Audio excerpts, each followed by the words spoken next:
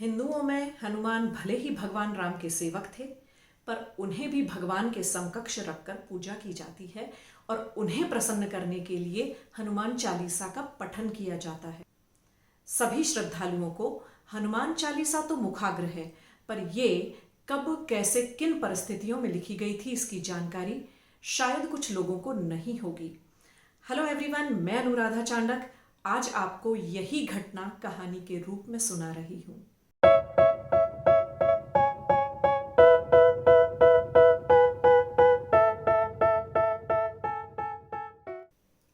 बोलाराम दुबे यानी गोस्वामी तुलसीदास जी, जो कि अवधी और ब्रज भाषा के महान कवि थे, 16वीं शताब्दी में चित्रकूट और वाराणसी में रहते थे।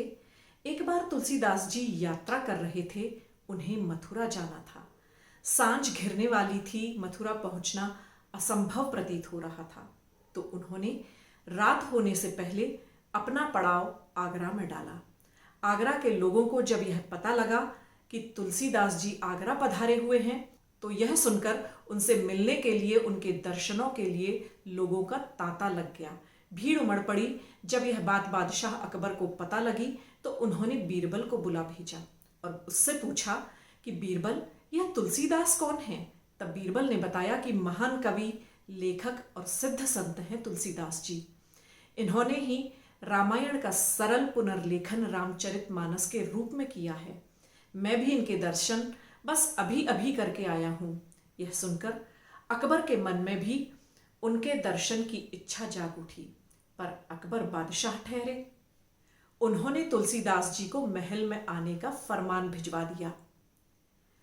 उनके सेना नायक सिपाहियों की एक छोटी सी टुकड़ी लेकर तुलसीदास जी के पास पहुंचे और तुलसीदास जी को बादशाह का पैगाम सुनाते हुए हुक्म दिया कि वह तुरंत लाल किले में हाजिर हो।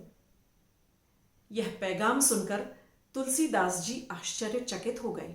उन्होंने कहा कि भैया, मैं तो भगवान राम का सीधा साधा भक्त हूँ, दूसरों के दिए पर गुजर बसर करता हूँ, मुझे बादशाह और लाल किले से क्या लेना देना? और लाल किले जाने का फरमान विनम्रता पूर्वक ठुकरा दिया। जब यह बात बादशाह अकबर तक पहुंची तो उन्हें बहुत बुरा लगा।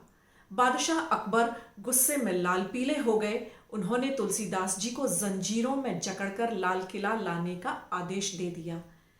जब तुलसीदास जी जंजीरों से जकड़े हुए लाल किला पहुंचे, तो अकबर ने कहा कि आपके बारे में सुनकर लगा कि आप कोई करिश्माई व्यक्ति हो, मुझे कोई करिश्मा करके दिखाओ। तुलसीदास जी ने कहा, मैं तो सिर्फ भगवान श्री राम जी का भक्त हूँ, कोई जादूगर नहीं हूँ, मुझे कोई करिश्मा नहीं आता जो आपको मैं कुछ दिखा सकूं।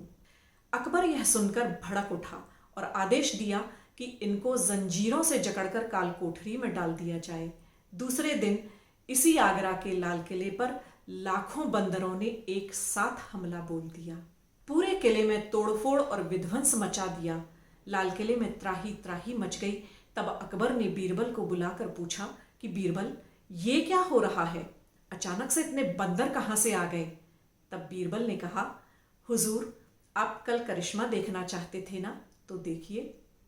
अकबर ने तुरंत तुलसीदास जी को काल कोठरी से निकलवाया और जंजीरें खोल दी गईं। तुलसीदास जी ने बीरबल से कहा, मुझे बिना अपराध के सजा मिली है। बीरबल ने उन्हें सांत्वना देते हुए पूछा कि आपने क्या किया? तुलसीदास जी ने बताया कि मैंने काल कोठरी में भगवान श्री राम और हनुमान जी का स्मरण किया। मैं रोता जा रहा था और रोते रोते मेरे हाथ अपने आप कुछ लिख रहे थे।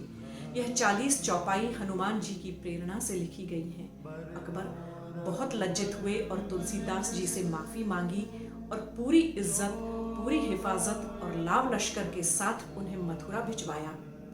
अगर आपको यह कहानी पसंद आई हो तो प्लीज लाइक, शेयर और सब्सक्राइब जरूर करिएगा। आज भी जो व्यक्ति हनुमान भक्त हैं और अगर कष्ट में होते हैं, तो वह हनुमान चालीसा का पठन जरूर करते हैं, इस आशा में कि इससे उनके सारे कष्ट और सारे संकट दूर होंगे। हनुमान चालीसा वही 40 चौपाइयां हैं जो तुलसीदास जी ने अकबर की कैद में लिखी थी। बाद में तुलसीदास जी ने वाराणसी में हनुमान जी के मंदिर की स्थापना की, जिसे संकट मोचन यानी संकट से मुक्त करने वाला भी कहा जाता है।